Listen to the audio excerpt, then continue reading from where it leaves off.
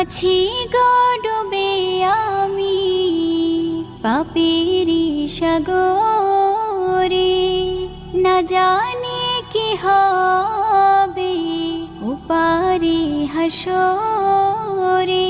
তোমারি সুপারিশ বিনে, তোমারি সুপারিশ বিনে কেমনে হব পার কবরে হাসরে।